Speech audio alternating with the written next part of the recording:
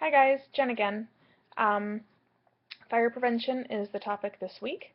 Um, did you know why Fire Prevention Week exists and why it actually happens in October? Well, back in 1922, Fire Prevention Week was established to commemorate the Great Chicago Fire of 1871. Peshtigo Fire, which had more lives lost and more land damage, even than the Great Chicago Fire, so I'm not really sure why it was more famous, but anyway, it was, and that's why it was established. Actually, both fires started on October 8th, but the Great Chicago Fire, which the Prevention Week is commemorated from, the most damage occurred on the 9th. So, the week is from Sunday to Saturday that falls over the period of October 9th. Just a little bit of tidbit of information.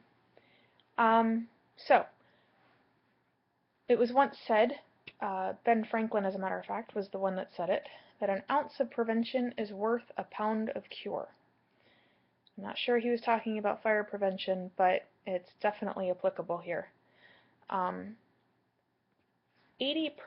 of Americans don't realize that home fires are the single most common disaster in the nation.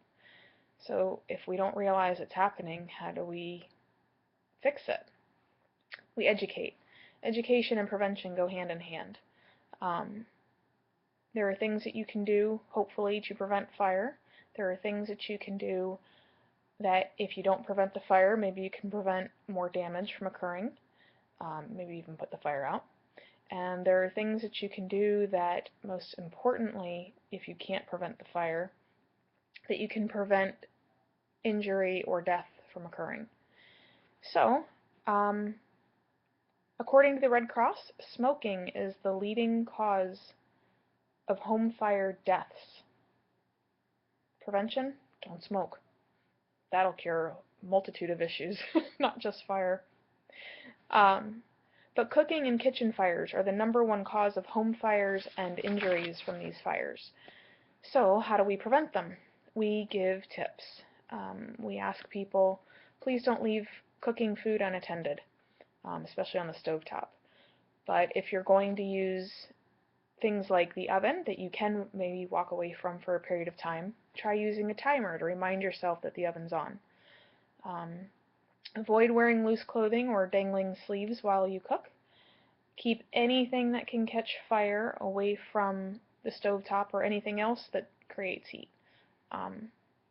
Seems like a no-brainer, but if you've ever cooked, and it's so easy to just take food packaging or a towel and put it down, and it's just too close to the burner.